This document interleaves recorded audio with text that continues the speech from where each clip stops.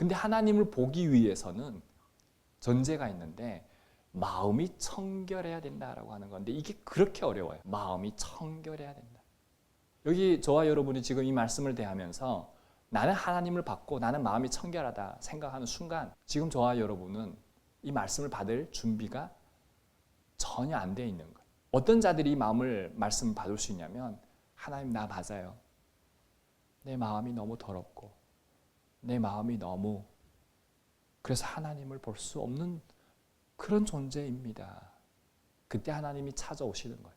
우리는 마음이 절대 깨끗할 수가 없는 존재예요. 하나님을 보고 싶을 때 볼 수 있는 존재가 아니라는 거예요. 하나님 오십시오. 초청 집회한다고 해서 하나님 오시는 분이 아니시라는 거예요.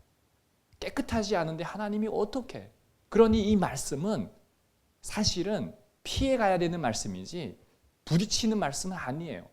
이 말씀을 오늘 제가 1시간 설교한다 그러면 다음 주일부터 성혁이 형제 나갈까 말까 고민 엄청 할 거예요.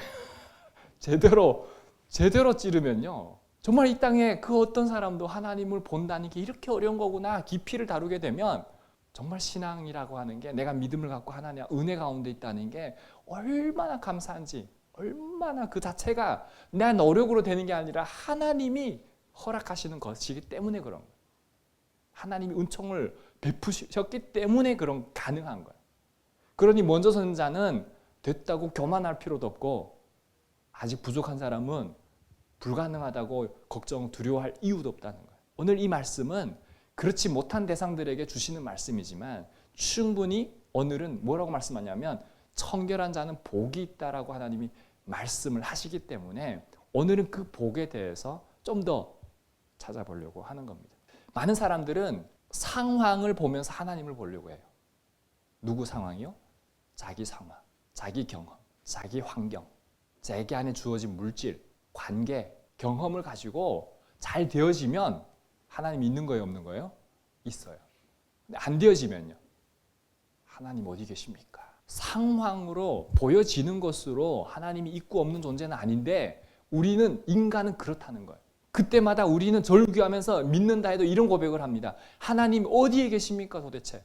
누구도 지켜지지 않는 왕따를 당하거나 구타를 당하거나 특히 성폭력을 당했을 때는 그 아픔 속에 그 경험을 한 사람에게는 하나님은 존재하지 않는 것처럼 느껴질 때가 있는 거죠.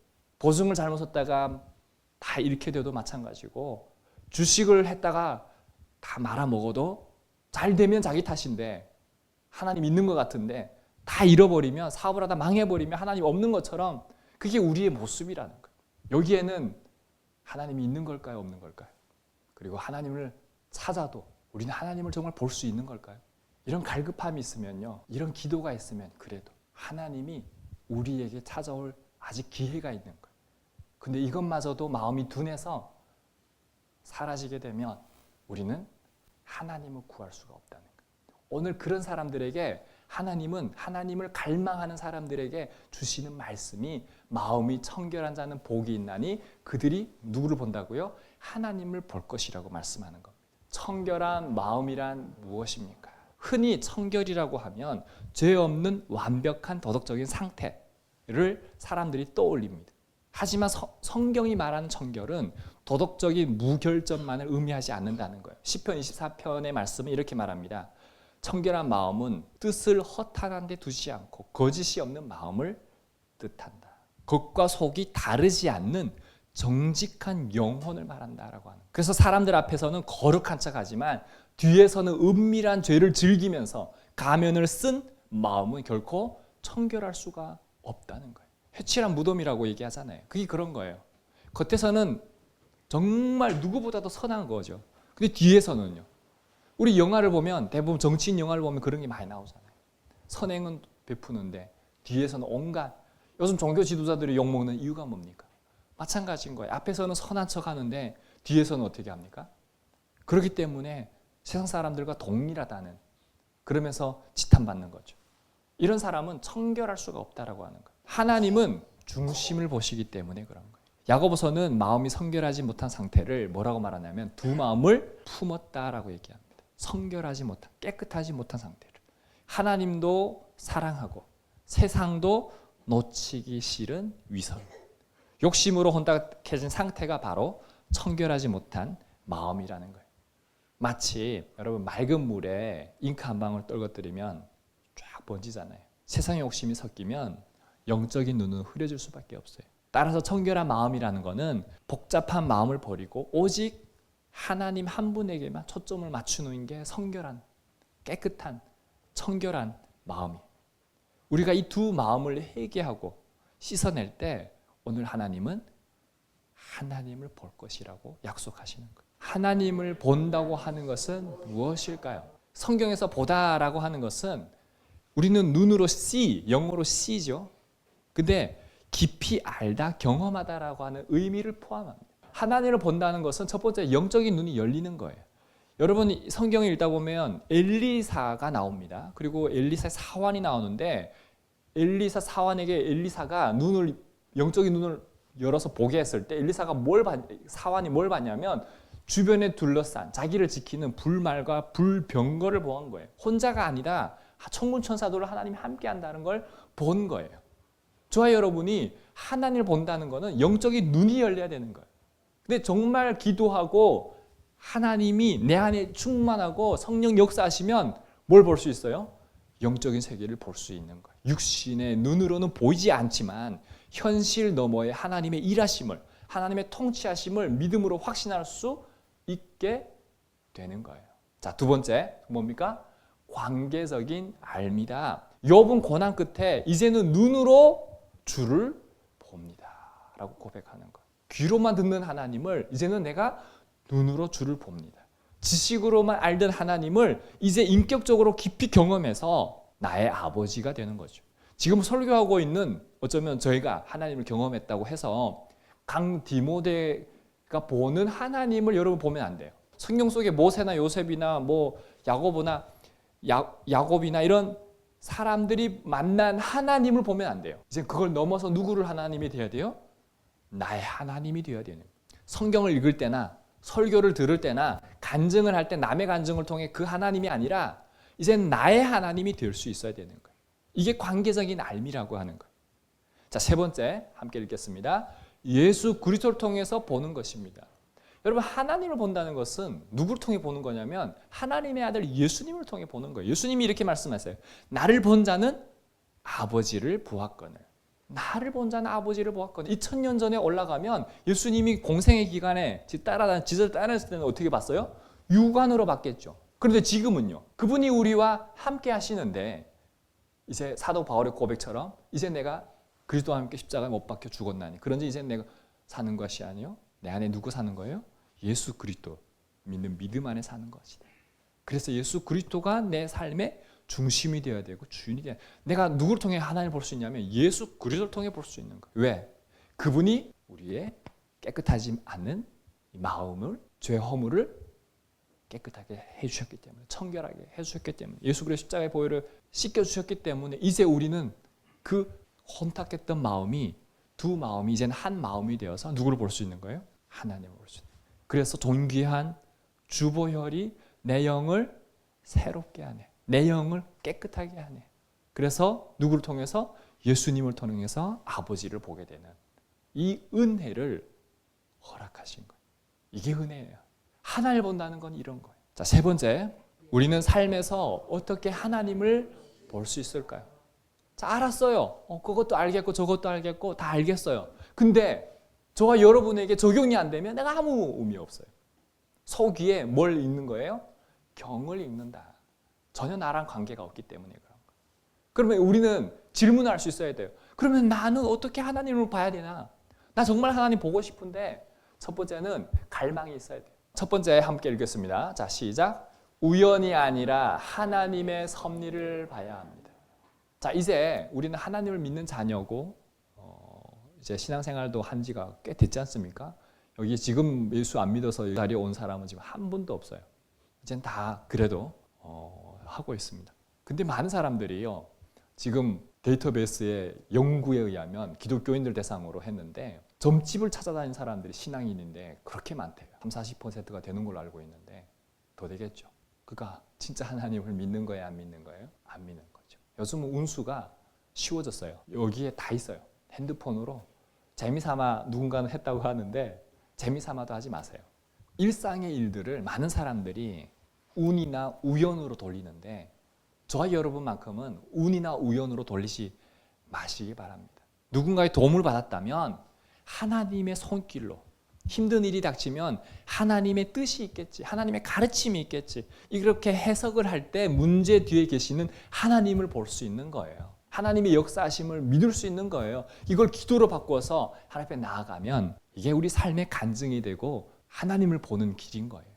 하나님이 도우시고 하나님이 붙이시고 하나님이 역사하셨는데 왜 계속 우리는 운이나 따지고 있고 우연이라고 얘기하냐는 거죠. 하나님이 하셨는데. 이걸 통해 우리는 하나님을 보게 되는 거예요. 끊임없이 순환이 일어나야 돼요. 내가 한 게 아니라 우연이 아니라 누가 한 거라고요? 하나님의 섭리하신 가운데 하나님이 하신 거라고. 이게 하나님을 보는 방법입니다. 자, 두 번째는 성경을 통해 하나님을 봐야 됩니다. 성경을 안 보시는 분들은 좀 회개하시기 바라요. 그리고 또 하나, 성경을 읽는데 글자만 읽지 마시고 그 안에 담긴 하나님의 뜻을 발견하시기 바랍니다. 그 안에 하나님의 슬픔이 담기고 하나님의 감정이 담겨 있고 하나님의 기쁨이 담겨 있고 하나님의 놀라운 역사들이 담겨져 있어요.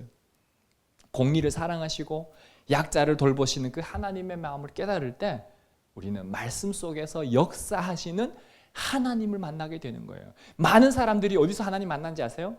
말씀을 읽다가 하나님 만나는 거예요. 근데 나는 하나님 만나고 싶어요.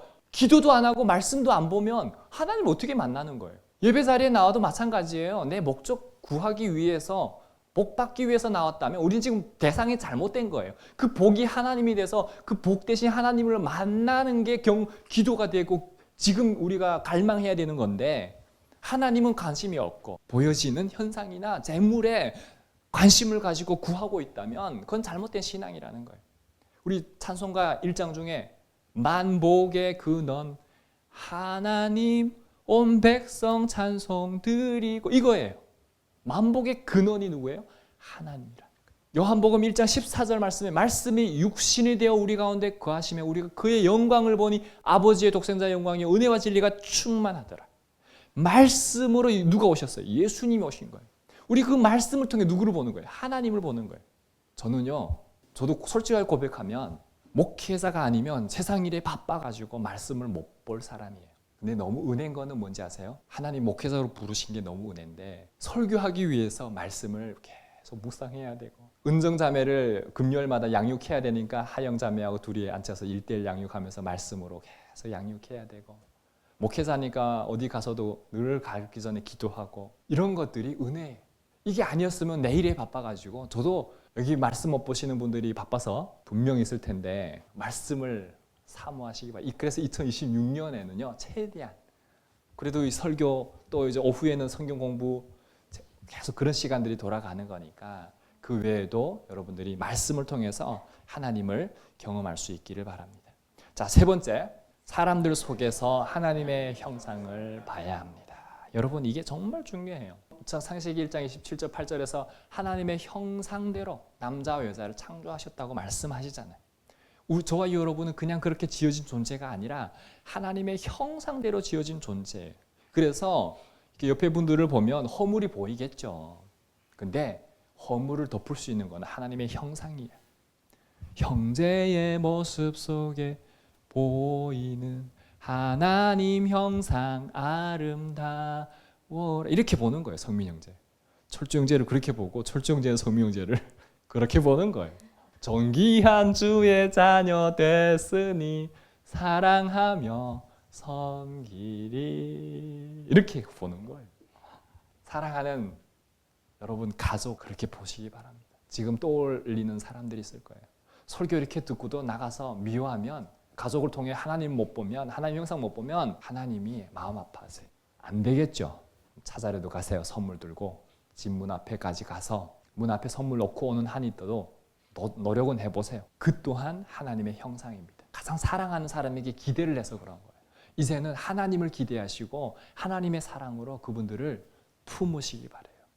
하나님의 형상이기 때문에 특히 소외된 이웃까지도 동료까지도 까다로운 사람들 얼마나 많습니까? 세상에 요즘은 자기밖에 모르고 그런 사람들까지도 예수님은 지극히 작은 자 하나에게 한 것이 내게 한 것이다. 주님 대하듯 보이지 않는 하나님을 섬길 때 우리는 그곳에서 하나님을 보게 될 것입니다. 네 번째 함께 읽겠습니다. 시작. 자연 만물 속에서 하나님의 아름다움을 봐야 합니다. 여러분, 가을이 되고 봄이 되면 얼마나 아름다워요. 노을이 아름답고, 여러분 자연이 아름답고 산이 아름답고 이러면 나오는 찬송가가 있어요. 주 하나님 지으신 모든 너무 행복한 거예요. 내가 그래서 제주도로 가면 닭머리를 꼭 한 번씩 데려가잖아요. 가서 좀 그 경치를, 하나님 만드신 자연을 즐기라고. 저만 즐기는지 모르겠는데 사진만 찍지 마시고 그 하나님을 볼 수 있어야 돼요. 그리고 아이들의 웃음소리 하나하나 얼마나 맑아요. 예수님 말씀하시거든요. 천국은 나에게 오는 것은 어린 아이 같은 순수함이 필요하다고. 마음이 청결한 자. 점점 우리는 아이가 돼야 되는데 점점 어때요? 우리는 점점 맑아지는 게 아니라 어두워지고 있죠. 혼탁해지고 있죠. 두 마음을 품고 있죠. 그래서 로마서는 이렇게 말씀합니다. 만물에도 하나님의 신성을 통해서 하나님을 보여준다고 얘기하는 거예요. 그래서 우리는, 저와 여러분은 일상에서 하나님을 봐야 됩니다. 우리 은철 형제님의 집에 신방 갔다가 오면서 아내가 그런 고백하더라고요. 너무 평범한 이 일상이 하나님 앞에 너무 감사하다. 근데 아내가 그 고백하는데 나도 덩달아서 같이 이렇게 전염이 되는 거예요. 맞아, 정말 감사한 거예요. 평범한 일상이 너무 감사한 거예요. 감사를 찾으니까 너무 많은 거예요. 하나님이 함께 하시는구나.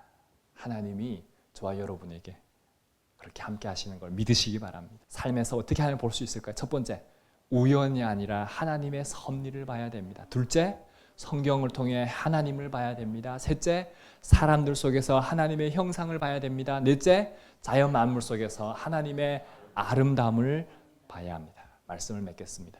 어린 아이와 같이 순수한 마음. 제가 계속 이렇게 순수한 마음 하는데 누구 떠올렸냐면 예준이가 떠올리더라고요. 예준이가 얼마나 사람들 보면 이렇게 인사하고 이렇게 얼마나 순수해요.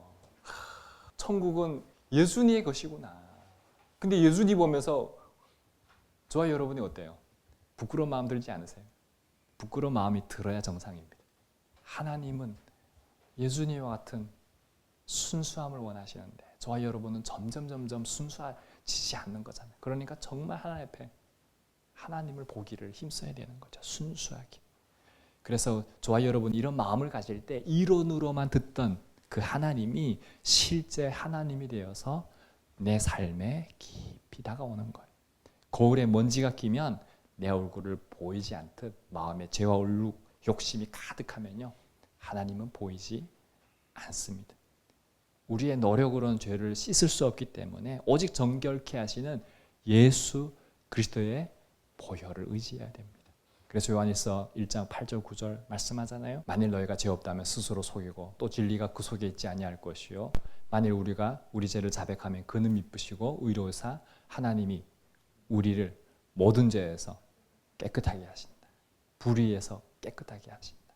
이 깨끗함이 필요한 거예요. 예수 그리스도로 깨끗해지는 거예요. 그때 우리는 하나님을 보게 되는 거예요. 저와 여러분이 복잡한 마음의 동기 모든 것들을 있을 거예요. 이젠 털어버리고 오직 예수 그리스도 한 분에게만 시선을 고정할 수 있기를 바랍니다. 그래서 하나님 보기를 위해서 구하고 두드릴 때 말씀을 통해서 그리고 기도를 통해서 그리고 자연 만물을 통해서 하나님이 선명하게 나이 들어갈수록 하나님이 선명하게 보여주시는 은혜가 저와 여러분에게 있기를 주님의 이름으로 축원합니다.